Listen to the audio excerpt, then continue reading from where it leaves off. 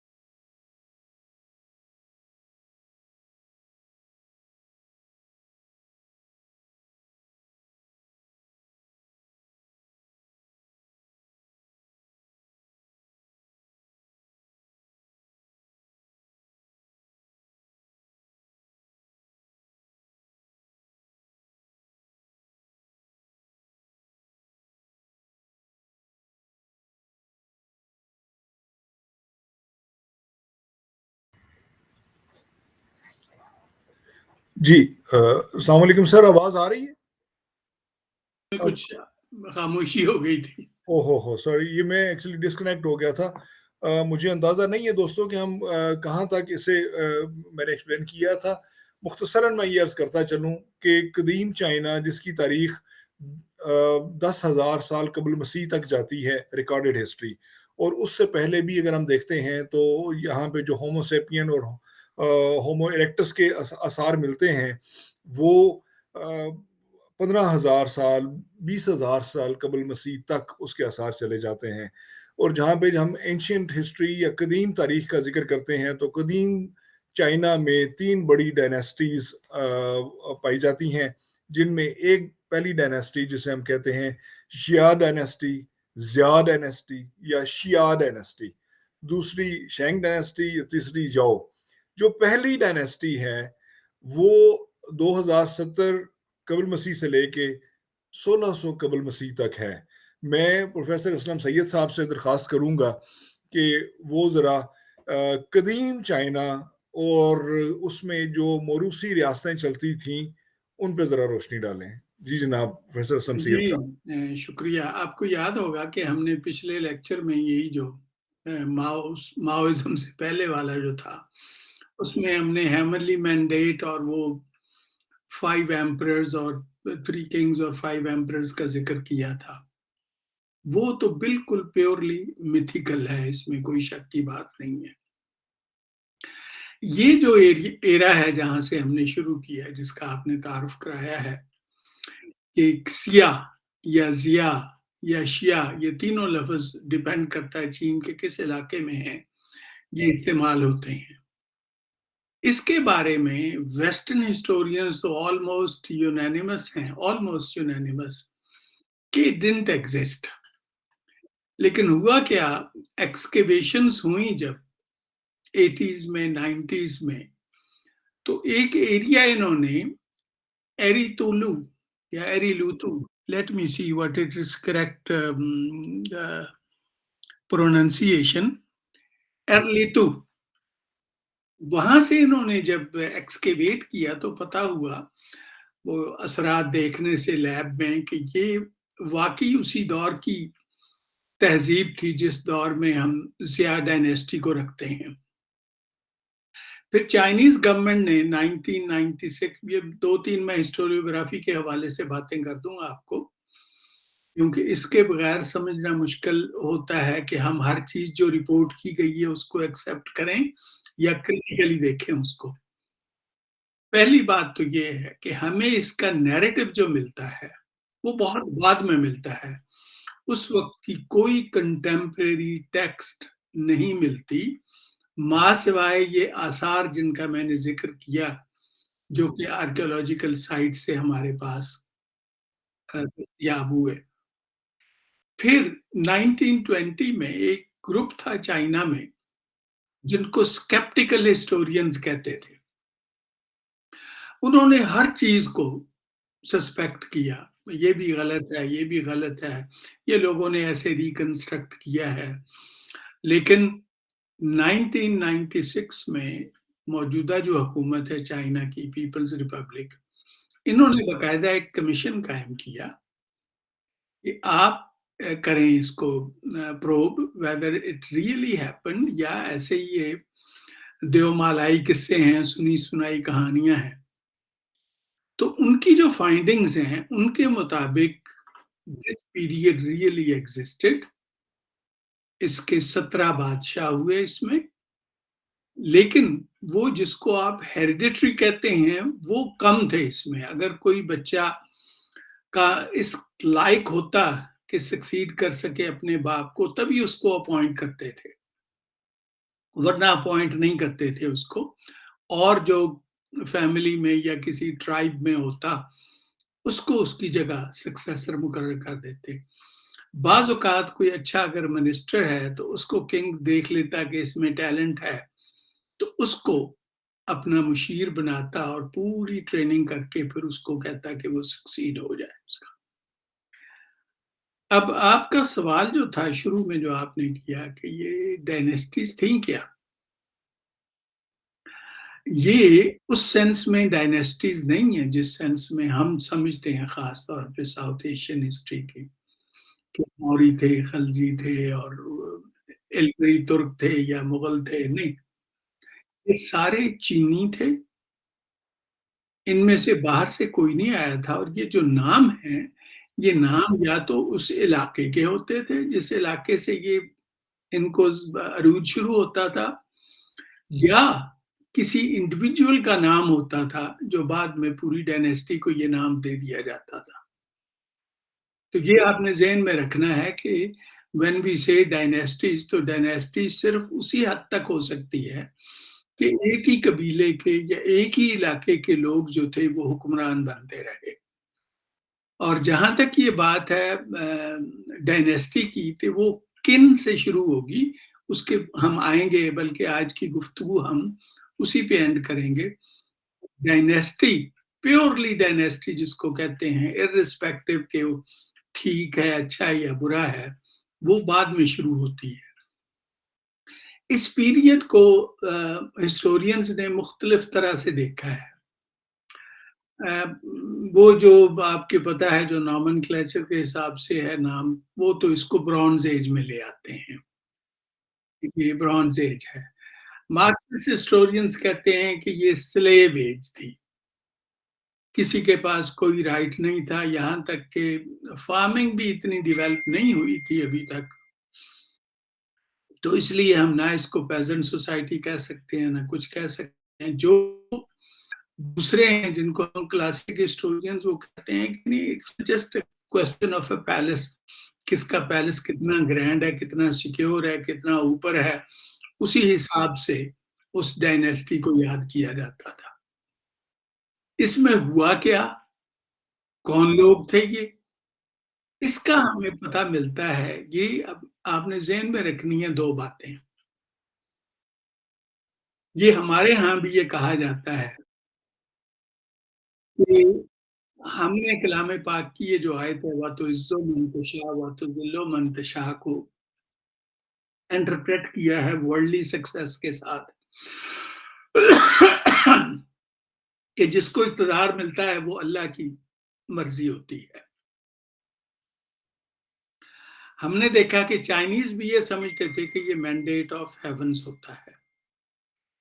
लेकिन फिर अगर ये वाक़ई मैंडेट ऑफ हेवन है, तो फिर इसको हटा के दूसरी डायनेस्टी क्यों आती है और कैसे आती है?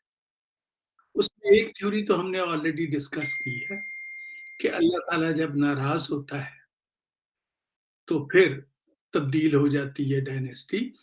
वो नाराज़ कैसे होता है? इसका जवाब कन्फ्यूशियस ने दिया था कि जब लोग नाखुश होते हैं। एक और डायमेंशन इस दौर में हमें मिलती है इसकी, कि जब कुदरती आफ़ात आ घेरती हैं किसी इलाके को, तो इसका मतलब है कि हेवन नाराज़ है आपसे। जिसमें ज़लज़ले, फ्लड्स, चीन में ये दोनों चीज़ें हुआ करती थी, बल्कि इस दौर में फ्लड्स बहुत आते थे। तो जो कोई फ्लड को कंट्रोल कर सकता, या फ्लड के बारे में, या फ्लड ना आते, उसे समझा जाता था कि ये बहुत बड़ा कोई अल्लाह का मंज़ूर नज़र है, या जो भी उनका डायटी था, उसको हेवन्स को पसंद है ये शख्स, तो इसलिए इसी को हुकूमत मिलनी चाहिए। अब इससे जो होती है ट्रांसफर पावर टू शेंग डायनेस्टी, वो भी इसी वजह से होती है। शेंग भी एक इलाका था। उस इलाके का एक आदमी जो मिनिस्टर था, बादशाह को पसंद आ गया, फ्लड्स बहुत ज़्यादा आए, उसको कुछ पैसे दिए, कोई 10,000 करीब लोग दिए कि आप इन फ्लड्स का बंदोबस्त करें। जी, स्कॉलर्स जो हैं वो इसे मिथिकल कहते हैं कि ये हाँ, एग्ज़िस्ट ही नहीं करती थी, ये सिर्फ़ लेजेंड्स में है, जी, ये जी। सिर्फ़ स्टोरी। तो वो सर किस बेस पे इसे मिथिकल कहते हैं या डॉगमेटिक या ऐसा? इसलिए वो कहते हैं कि उनका जो देखे ना, हमारा भी जी और सर। अमूमन हिस्टोरियन जो क्लासिकल एज से बिलॉन्ग करते हैं, उनका यही तरीका है कि व्हाट इज़ द एविडेंस, हम एविडेंस ढूँढते हैं कि कोई बादशाह गुज़रा है इस नाम का, कोई डॉक्यूमेंट दिखा दीजिए, कोई उसका इंस्क्रिप्शन दिखा दीजिए, कोई दिखा दीजिए आप, तो हम मान लेंगे। जब कोई नहीं है, और वो जो नैरेटिव्स ऑफ ग्रैंड हिस्टोरियन हैं, वो बहुत बाद में लिखे गए। वो तो कन्फ्यूशियस के भी बाद में आता है, जिसका हमने ज़िक्र भी किया है पहले, सियामकिन का। तो उसकी बुनियाद पे उसने ये सारे किस्से कहानियाँ लिख दिए। तो हमें वो कंटेम्परेरी तो नहीं था। वो तकरीबन अगर हम मोहतात अंदाज़ा भी लगाएँ तो इसके 1500 साल बाद वो ज़ब्त-ए-तहरीर हुआ है वो सब कुछ। हाँ, कुछ-कुछ एक्सकवेशंस में हमें जो आसार मिलते हैं, मसलन ये जो जिसका मैंने ज़िक्र किया, ये जो यूनेस्को हेरिटेज है, इसमें जो चीज़ें इनको मिली हैं, ये हड्डियाँ ख़ास तौर पे बैल का जो शोल्डर ब्लेड होता है, वो मिले हैं इनको जिस पे कुछ तहरीर है। इसी तरह कछुए की का जो ऊपर वाला हिस्सा होता है शेल उसका, वो मिला है जिस पे कुछ तहरीर है। उस तहरीर से लोगों ने रिकंस्ट्रक्ट किया है इस पास्ट को। लेकिन वेस्टर्न हिस्टोरियंस ये कहते हैं कि ये तमाम चीज़ें जो हैं, पहली बात तो ये है कि उस वक़्त रिटन लैंग्वेज कोई थी ही नहीं। उसका हमें बाद में एविडेंस मिलती है कि ये रिटन लैंग्वेज इस दौर में इसको बनाया गया, बाकायदा इसको रेगुलेट किया गया।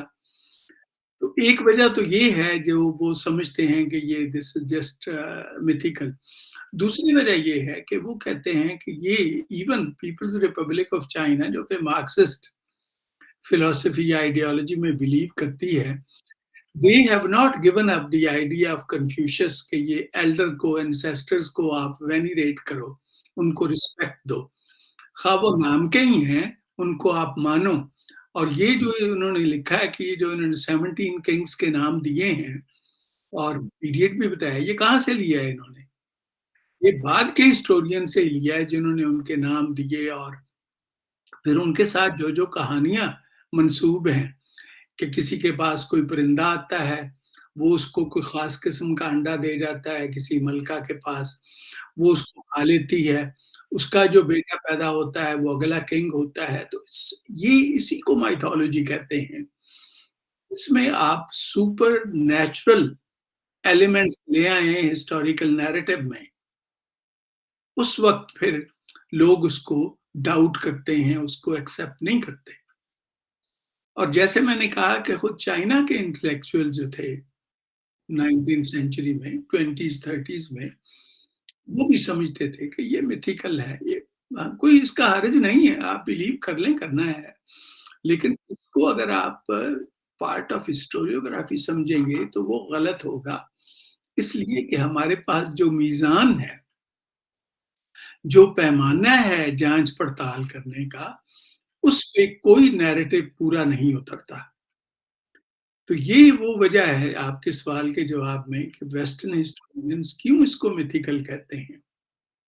वो इनकार नहीं करते कि मुमकिन है, ये येलो रिवर चूँकि था, फर्टाइल थी इसका इर्द-गिर्द का, तो मुमकिन है वहाँ कोई आबादी हो और कोई स्ट्रॉन्ग ट्राइब भी मौजूद हो, हम ये नहीं डिनाई करते।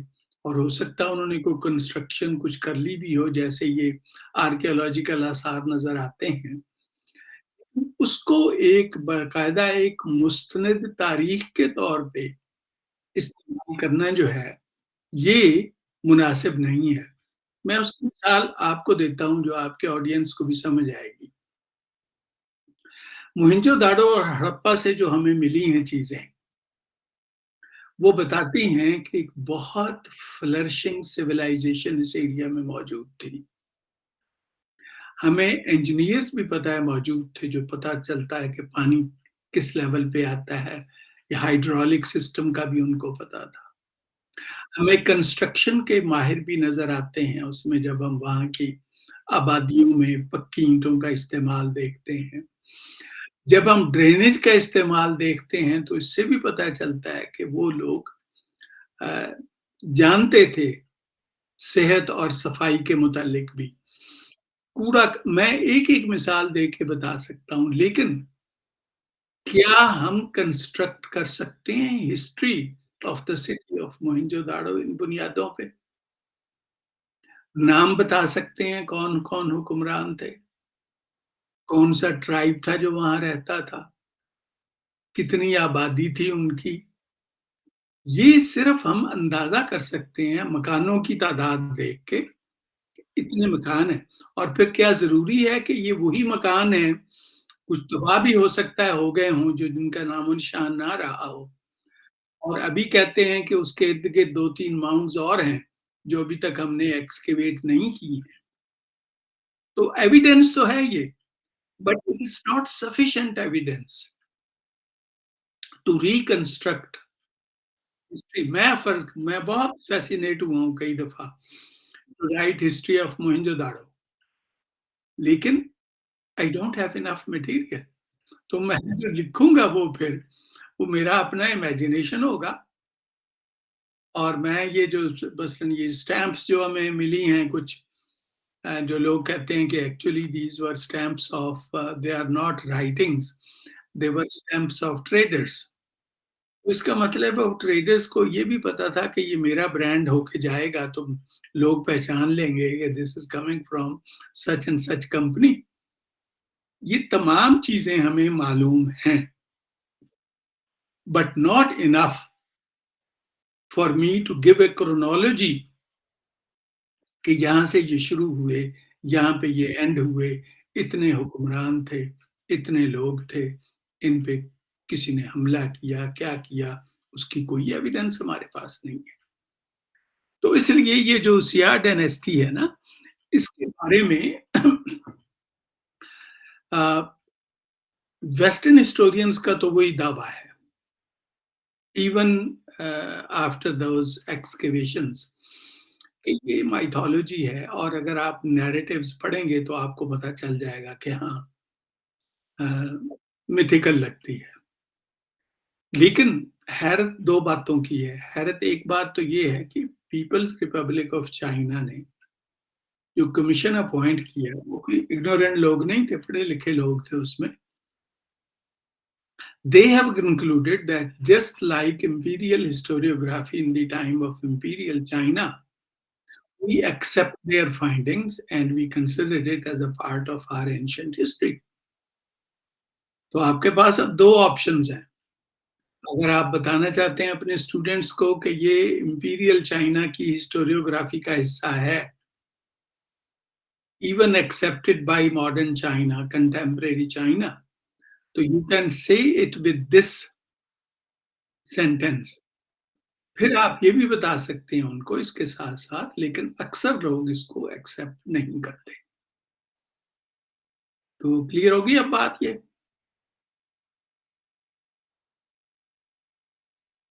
हाँ, ये जो आपने साइट इनकी बताई अर्लीटो, हाँ जी। वो मुझे ऐसा लगता है जैसे अर्ली टाओ, टाओइज़्म या उस हिसाब हाँ, से।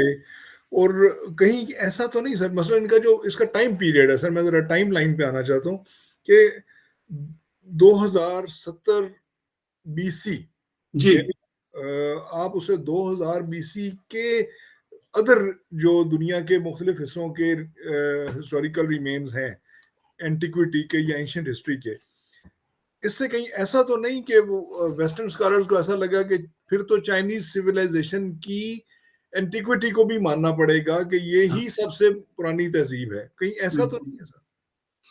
Could be, you are absolutely right.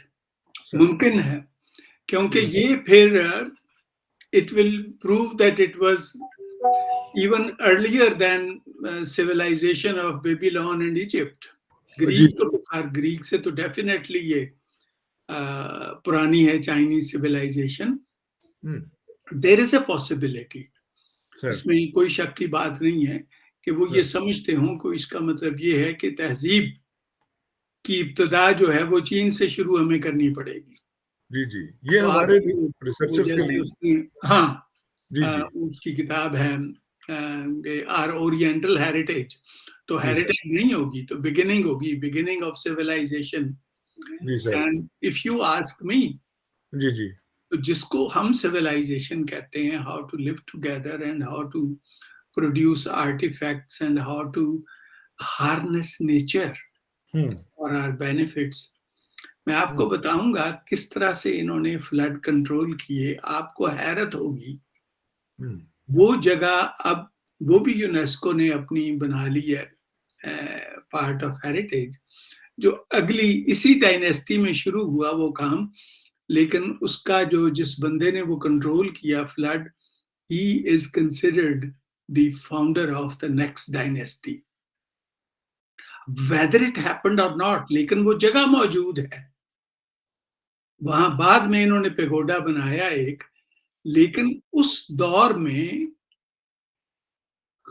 Tunnel banana mountain में, it took them a few years, 4-5 साल लगे उनको, और ना उस वक्त तक बारूद इजाद हुआ था, ना उस वक्त कोई ऐसे हथियार थे, कोई क्रेनें थी, कुछ नहीं था। इन्होंने इतनी बड़ी गार एक बनाई माउंटेन में, जिससे फ्लड का पानी जो था वो दूसरी साइड पे चला जाता था, और वो इलाका जो कभी जिसमें पानी नहीं होता था वो जरखेज होना शुरू हो गया, और एग्रीकल्चर जो थी उसकी बढ़ गई। ये हमें इसकी एविडेंस नजर आती है। तो उससे पता चलता है कि ये वाकई तहजीब की अगर हम तारीख पढ़ेंगे, लिखेंगे उसको, तो उसमें इन चीजों का जिक्र तो करना पड़ेगा। जिस तरह से हमें वो मिलता है यमन में क्वीन शीबा की जगह मारिब, कि वहां पे इन्होंने डैम बनाया था दरिया में।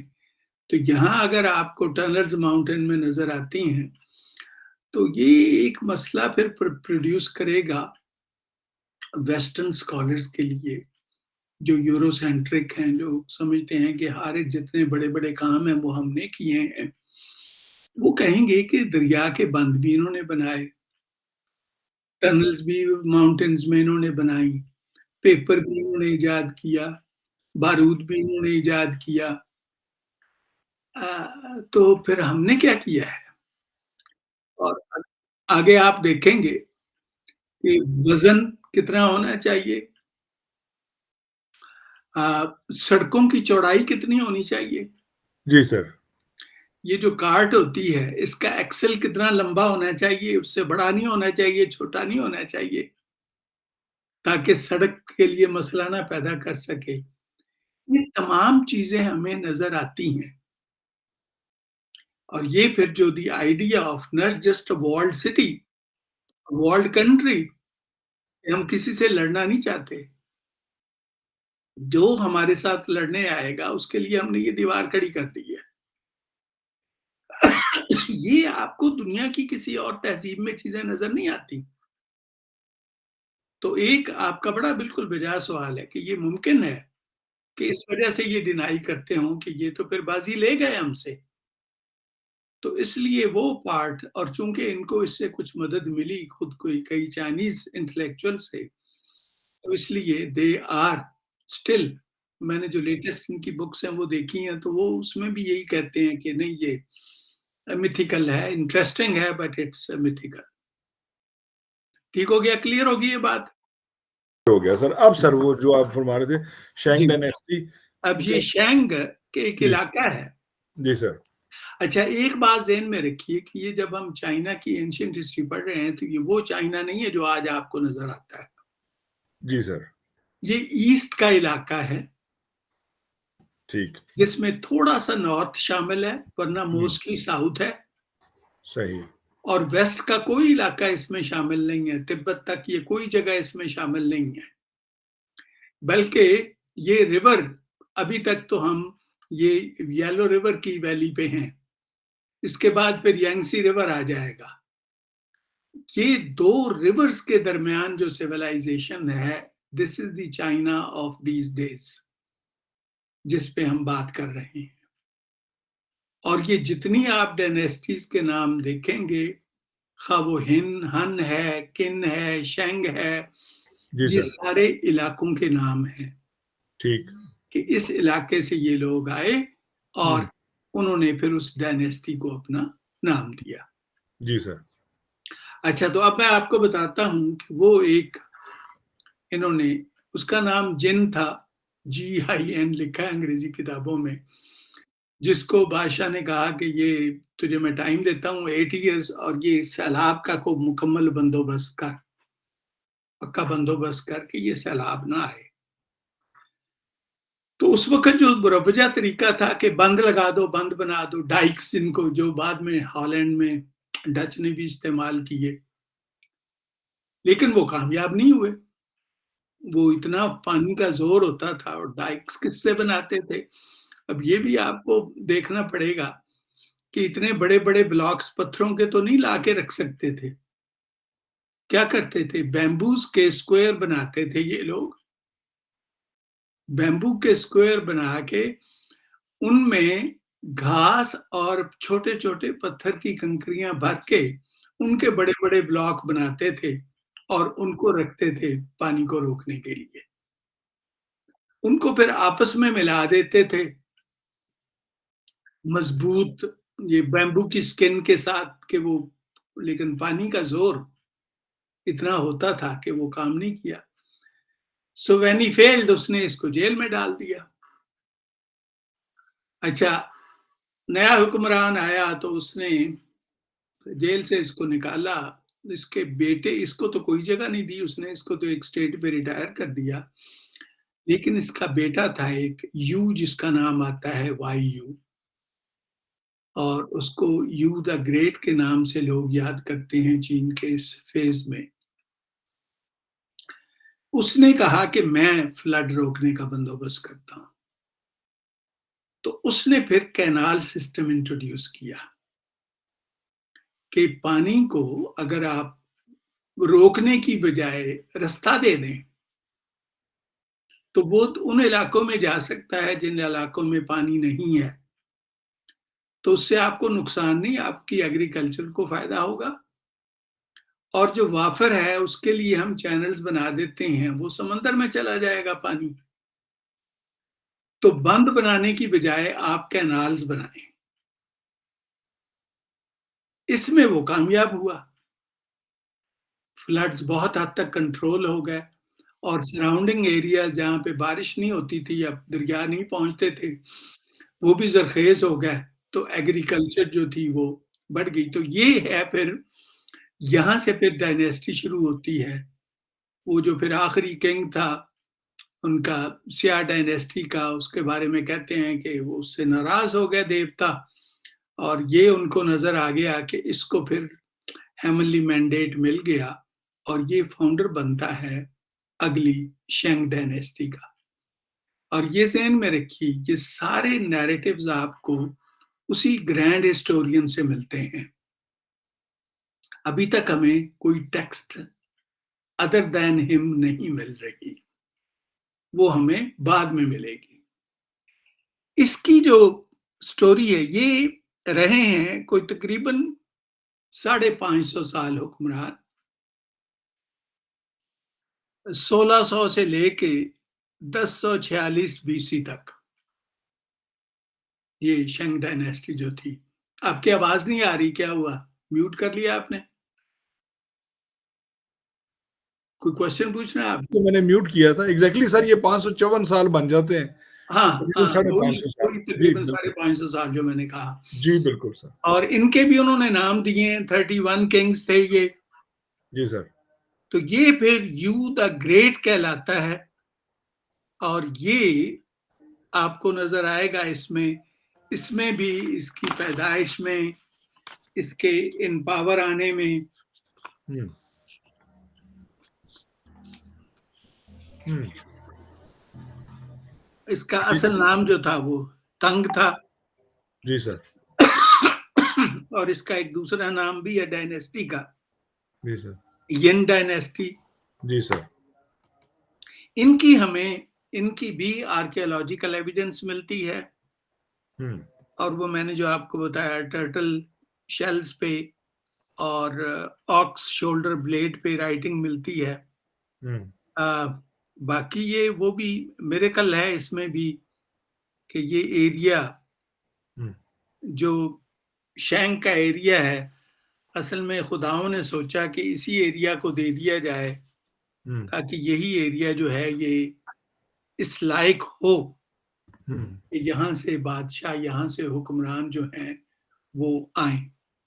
जी सर। तो इनके भी जो नैरेटिव्स हैं वो अगर आप देखें तो उसी तरह के हैं जिस तरह से सिहा के हैं हुँ। और सिवाय इसके कि इनमें आपको again there is no evidence कि ये हेरिडिटरी मोनेर्की थी। हुँ। अब इस स्टेज को जो हैं दूसरे हिस्टोरियंस वो कहते हैं कि ये पैलेशियल हिस्ट्री है, this is history of palace intrigues. ठीक। दो चीजें आपको यहाँ इसमें हमें पहली दफा नजर आती हैं कि औरतें कितना इम्पोर्टेंट रोल प्ले करती थी। हम्म। जो क्वीन मदर होती थी, बादशाह की जो माँ होती थी, जी sir. She was literally the ruler. उसकी मर्जी के बगैर कोई काम नहीं हो सकता था। हाँ, वो बल्कि अगर ऑर्डर कर दे कि ये मेरा बेटा जो हुक्मरान है ये है नालायक और कुछ करो इसका, तो उसको या तो हटा दिया जाता था या जेल में डाल दिया जाता था या इवन इन मैनी केसेस मार दिया जाता था। तो एक तो ये हमें नजर आता है, क्योंकि ये फिर यहाँ माइथोलॉजी आती है कि अल्लाह उस पे मेहरबान हुआ। अल्लाह का लफ्ज मैं इस्तेमाल कर रहा हूँ इन जेनेरिक टर्म्स, यानी गॉड्स, देवता उस पे मेहरबान हुए। तो हकीकत में उसी की वजह से इस बादशाह का वजूद मुमकिन हुआ। तो इसलिए अगर ये अपने सोर्स के साथ लॉयल नहीं है, अगर ये अपनी माँ का कहना नहीं मानता, तो फिर ये इस लायक नहीं है कि इसको हुकूमत में रखा जाए। ये अब यहां से आप देखिए, ये आसार आपको नजर आ रहे हैं एंसेस्टर वर्शिप के, या यही बाद में चीजें जो हैं ये कलेक्ट करेगा कन्फ्यूशियस और इनको बताएगा कि it's not ancestor worship, it is honouring your ancestor, these are two different things. Honour करना उनको और चीज है, वर्शिप करना और चीज है। बाज औकात बादशाह सलामत दुआएं मांगता था कि या अल्लाह मेरी मानो मगरों ला मेरे, ये कब जाएगी, कब मेरी जान छूटेगी इससे।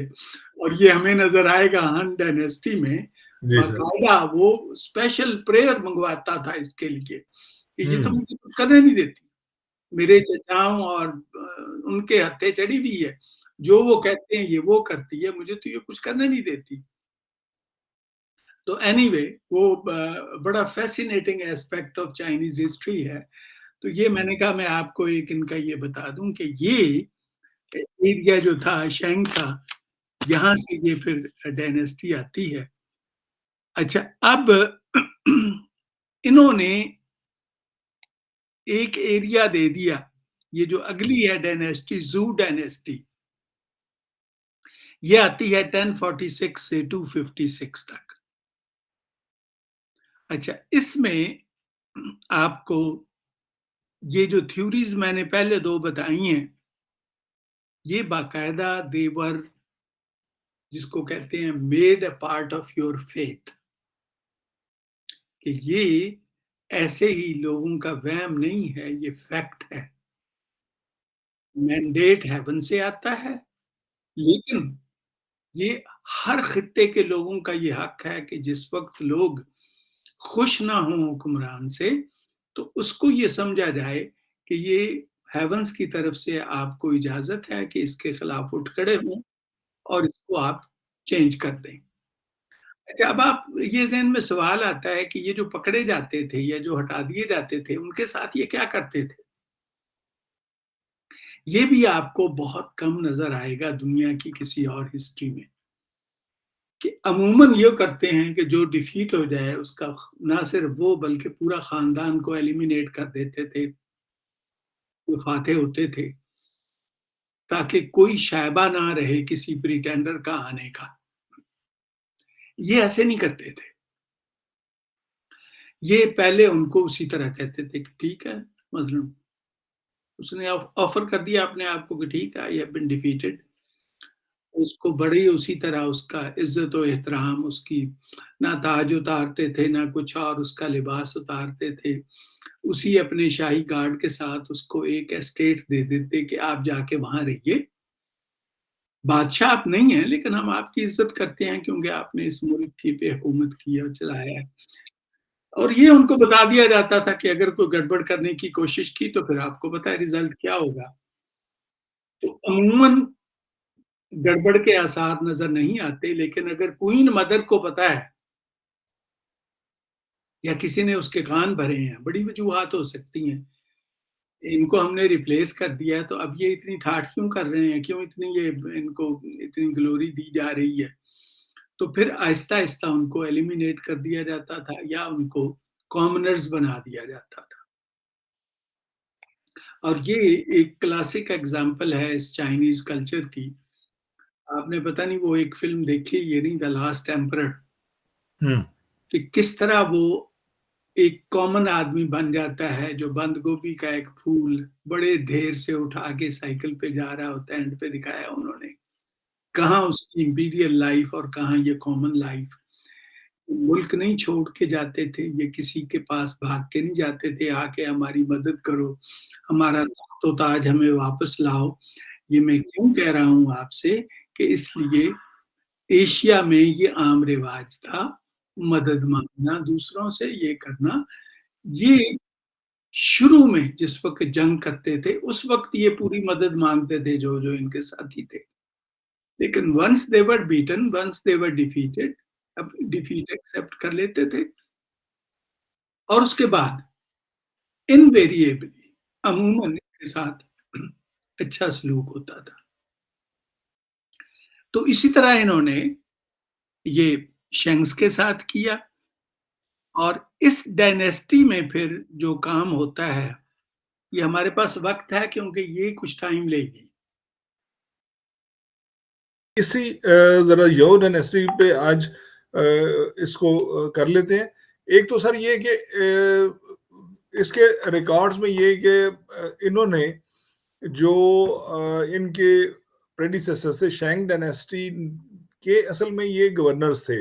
हाँ, ये बिल्कुल। ये ये जो यौ थे ना, तो उन्होंने इन्हें वेस्टर्न बॉर्डर्स पे भिजवाया और वहाँ से इन्होंने रिवोल्ट करके तो हुकूमत पे कब्जा कर लिया और हुँ, मैंडेट ऑफ हेवेंस का फिलॉसफी सबसे ज़्यादा इन्होंने यूज़ की जी, अप बिल्कुल। अपने रूल को जस्टिफाई करने के लिए और ये फिर तकरीबन 970 साल ये रहते हैं सर इक़्तिदार हाँ, में। हाँ, हाँ, हाँ, बिल्कुल। यहाँ पे सर इनका मज़हब का और सियासत का जो नज़र आता है इस डायनेस्टी में, उसको सर आप कैसे देखते हैं? बिल्कुल, बिल्कुल, ये यू आर राइट। ये चाइनीज़ में तो ये आम तौर पे था, सर, ये आइडिया कि कुछ गड़बड़ है, somewhere there is something wrong, ये जो बारिशें ज़्यादा हो रही हैं या सैलाब ज़्यादा आ गया है या ज़लज़ला आ गया है, तो चूँकि ये आसमानी आफ़ताब समझा जाता था, तो आसमान वाले नाराज़ हैं। वो नाराज़ किससे हैं? गरीब से तो नहीं हो सकते, वो अमीर से हो सकते हैं, हुक्मरानों से हो सकते हैं।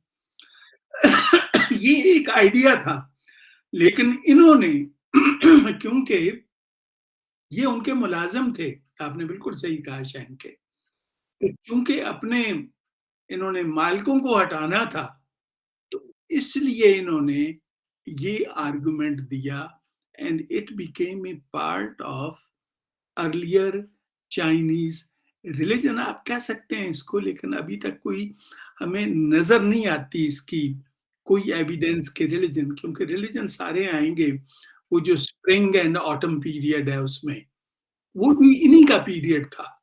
ये ज़हन में रखिए आप, क्योंकि उनके फिर 2 हिस्से हो गए, ईस्टर्न और वेस्टर्न।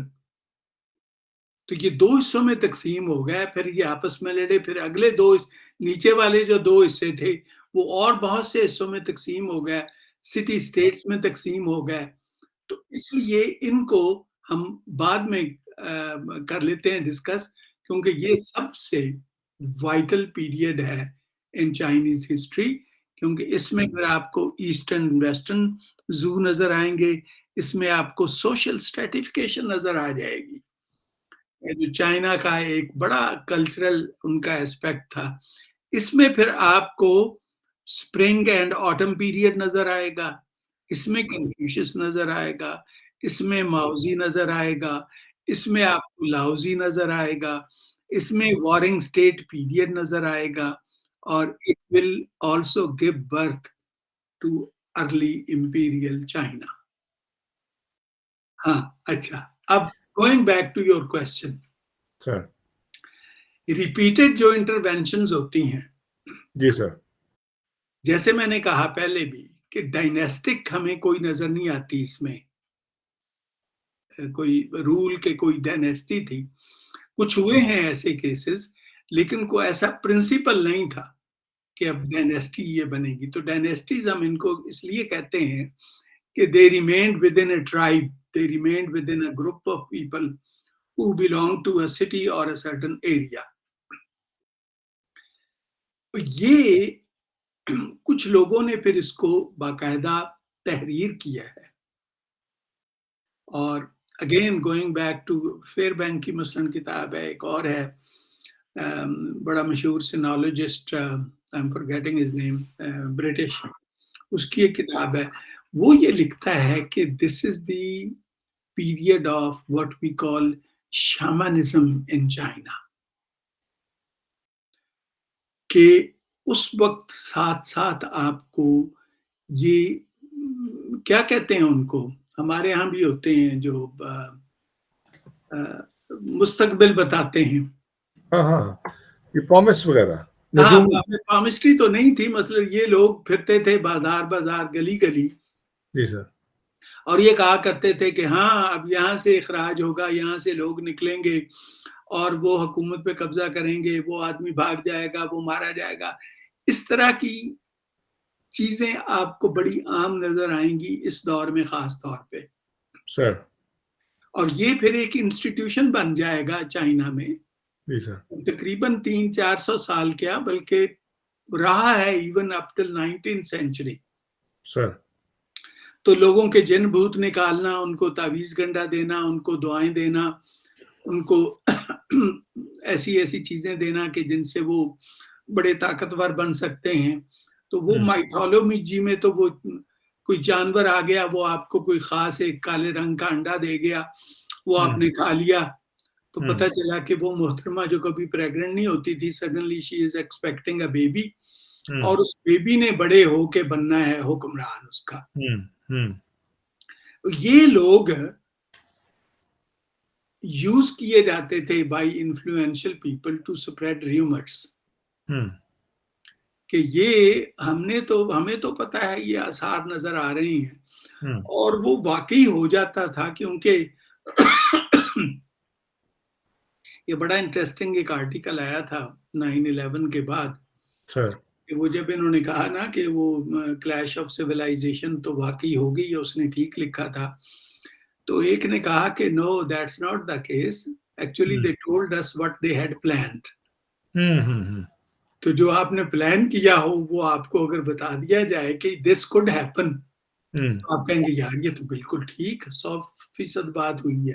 तो ये प्लान करते थे, then they would use these professional people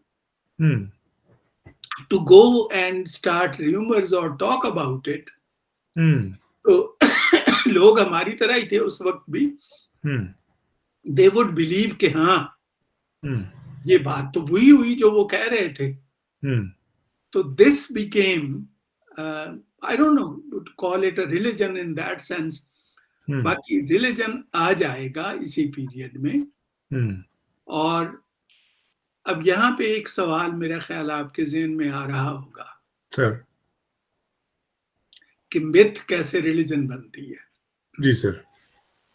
rumours कैसे एक फिलॉसफी की शक्ल इख्तियार करती कर लेती हैं। जी सर। जो लोगों के तौर तरीके हैं वो कोडिफाई कैसे हो के एक मुस्तकिल मजहब बन जाता है। जी सर। इसमें जो काम करते हैं वो आपके दानिश्वर इंटेलेक्चुअल करते हैं। लोगों को शौक होता है इस पीरियड में, खास तौर पे जब ये कहते हैं ना, एक हिस्टोरियन तो I think he is exaggerated, कहा है कि 100 सिटी स्टेट्स हमें नजर आती हैं चाइना में उस वक्त। आई डोंट बिलीव इट, लेकिन पॉसिबल है। वो कहता है हर शहर एक उसका हुक्मरान अलहदा था। अब उनकी फिर कंपटीशन किस में होता था? दरबार में। दरबार में कौन अच्छा है, कौन कितने अच्छे किस्से सुनाता है, कौन अच्छे कहानियां सुनाता है। इसीलिए इस पीरियड को period of 100 schools of thought भी कहते हैं। 100 फलसफी थे उस वक्त, 100 नहीं थे। हर एक के पास कोई ना कोई था जो उसको कोई बातें सुनाता था। हम्म, When these things were written down, hmm, then they became more or less agreed. इनको हम्म, फिर आप क्या कहेंगे? इसको फिर आप रिलीजन ही कहेंगे ना। इन्हीं को लेके कहते हैं ना कि कन्फ्यूशियस ओरिजिनल नहीं था, उसने ये सारे किस्से इकट्ठे करके अपनी बुक ऑफ रिकॉर्ड्स में दर्ज कर दिए और इन्हीं के उसने एमलगेमेशन से इनको सिस्टमेटाइज करके अपनी फिलॉसफी जो उसने दी दुनिया को। एक मिनट, एक्सक्यूज मी।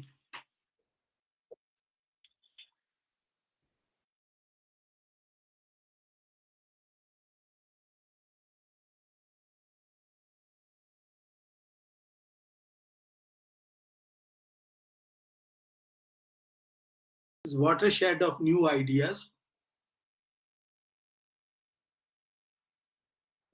और इसी में आइडियल रूलर्स भी आपको मिलेंगे और सियासत और मजहब ये यहाँ पे फिर इकट्ठा होता है। तो मैं एंटीसिपेट भी कर देता हूँ, फिर उसका हशर भी वही होगा। ये जो एंड करेगा इस डायनेस्टी को, किम, उसको वेस्टर्न हिस्टोरियंस ने बड़ा जालिम दिखाया है कि उसने जितनी किताबें थी या किस्से कहानियां लिखे गए थे सब जला दिए और सर। और जितने इस तरह के थे उनको मरवा दिया। हाँ, लेकिन I think that is exaggerated, क्योंकि चीनी कहते हैं कि उसने इनकी पब्लिकेशन बंद करा दी, पब्लिकेशन द सेंस के इनकी जो सर्कुलेशन बंद करा दी। लोगों से कहा कि जितनी ऐसी किताबें हैं वो सारी ले आओ, जला दी गई। सही। लेकिन एक एक कॉपी उसने इंपीरियल लाइब्रेरी में रख दी। हाँ, अब आप देख लीजिए उस दौर में लाइब्रेरी थी ना। जी जी जी, तो बिल्कुल। ये सिविलाइजेशन की बात है, ये बीसी की बात कर रहा हूं मैं। जी सर, जी हाँ, सर। अलेक्जेंड्रिया में भी थी लाइब्रेरी उस वक्त, जी सर। जिनको सीजर के दौर में जो फिर जली। जी सर। तो इस वक्त भी यहाँ पे इंपीरियल लाइब्रेरी थी, तो जी उसने सर। हर किताब का एक एक नुस्खा हाँ, हाँ, रख दिया और ये जो 100 स्कूल्स ऑफ थॉट थे इन सबको उसने बैन कर दिया कि हाँ, हाँ, सारी मुसीबत की जड़ ये लोग हैं, हाँ, नई नई हाँ, पट्टियां पढ़ाते हैं ये गवर्नर्स को और रूलर्स को, जी सर। और ये रिलीजन जो है इसको टोटली बैन करो। सर। रखना है तो सिर्फ एथिक्स रखो, सर। एंसेस्टर्स को वेनरेट करो। जी सर। तो उस शख्स को कहा जाता है कि he is actually the founder of China. ठीक हुआ सर। उसी के नाम से, कीन के नाम से ही चीन का नाम चीन का नाम है। वो कहते बिल्कुल हैं सही। आता है। तो बिल्कुल सही। उसमें हम बात करेंगे फिर। लेकिन ये पीरियड जो है ना, इसमें जी सर। कुछ चीजें है। टाइम या जी सर। टाइम है या नहीं सर, अभी बस हमारी एक रेगुलर लिसनर है, आपकी इजाजत से सर, वो इरम गुल साजिद साहबा, उनका एक सवाल है कि चले सवाल पूछ लेते हैं उनका। जी सर, इस पे हम अपना प्रोग्राम एंड कर लेंगे। जी वो कहती हैं कि जी, ये जब इस दौर की का ये सारा चाइना है, उस वक्त यहाँ पे इंडस सिविलाइजेशन इंडिया में मतलब वो राइज थी। यहाँ पे पॉलिटिकल फिलासफीज लिखी जा रही हैं और वहाँ पे मतलब यहाँ इंडस दरिया के किनारे हुआ है, वहाँ पे येलो रिवर का आपने जिक्र किया, वही रिवर का आपने जिक्र किया। तो उस दौर में चाइना की और हिंदुस्तान की आपस में भी सर कोई इंटरेक्शन थी, कोई तजारत, कोई आना जाना, कोई इस तरह के रवाबित थे, या इसके कोई असर नहीं मिलते सर? इसके कोई असरात उस वक्त नहीं मिलते, बाद में मिलते हैं हमें। जी सर। बुद्ध के पैरों भी बाद में जाते हैं वहां पे, जी जब सर। ये इंडिया से निकाले जाते हैं ना। जी तो सर। फिर ये जो मौजूदा पाकिस्तान है यहाँ पे आते हैं, जी सर। यहाँ से फिर ये ऊपर जाते हैं नॉर्थ में। तो हम्म, वो जो हमारे गिलगित और हुंजा जी में सर। रॉक कार्विंग डिस्कवर हुई हैं, जी सर। वो इंडिकेट करती हैं कि they stayed there and on the way to China. अब सिंकियांग से होके आगे, तिब्बत से होके फिर वो आगे चाइना जाते हैं मेनलैंड में। ये हमें आसार बाद में मिलते हैं, उस वक़्त नहीं मिलते। बाकी उसका ये जो सवाल है ना कि रिवर के किनारे, जी sir. River is has been the source of life. पानी, मछली, जितनी आप सिविलाइज़ेशंस देख लें, जी sir. Babylonian civilisation, Egyptian civilisation, Nile की है वो पैदावार, और ये जो है इंडस सिविलाइज़ेशन आपकी, रिवर इंडस की है। येलो रिवर, यांगसी रिवर, ये रिवर जो थे, ये बड़े काम देते थे पानी। फिर आपने अगर कोई चीज़ भेजनी है दूसरे इलाके में जहाँ रिवर जाता है, तो ईज़िली आप लकड़ी के ज़रिए उसको भेज सकते थे, ट्रांसपोर्ट का काम भी करते थे ये। So they were like living near highway. तो इसलिए तमाम सिविलाइज़ेशन की अगर आप हिस्ट्री देखेंगे तो आपको यही लगेगा कि they all flourished around rivers और on the banks of rivers. Civilisation. तो ये बड़ा अच्छा इनकी ऑब्जर्वेशन है, दैट इज़ ट्रू।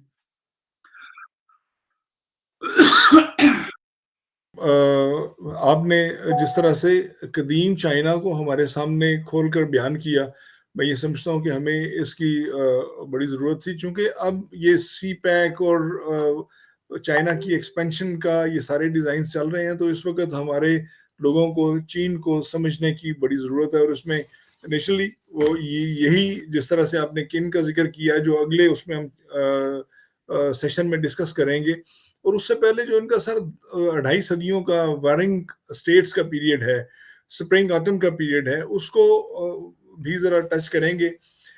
बस इस दुआ के साथ कि अल्लाह ताला आप सबको अपने हिफ्ज़ अमान में रखे, और सर आपको इसी तरह से इल्म की शमा जलाए रखने की, और हमें इसको एक वसीला बनाए कि हम इस इल्म की शमा को फैलाते जाएं, और हमारे सुनने वाले तमाम दोस्तों से इस दरख्वास्त के साथ कि आप हमारे इस प्रोग्राम का इनविटेशन अपने ग्रुप्स में शेयर करते जाएं, ताकि लोग इसे हमारे प्रोग्राम को सब्सक्राइब करें और हमारी हर नई आने वाली वीडियो उन तक पहुंच जाए। नए सुनने वालों, नए ज्वाइन करने वाले दोस्तों से कि आप हमारे पिछले प्रोग्राम्स भी हमारी वेबसाइट पे www.nihcr.edu.pk पे देख सकते हैं। खुश रहें, खुश रखें, और इल्म की शमा को जहाँ तक हो फैलाते जाएं। सर आपका बेहद शुक्रिया, तमाम दोस्तों का शुक्रिया। खुदा हाफिज़। खुदा हाफ़िज़।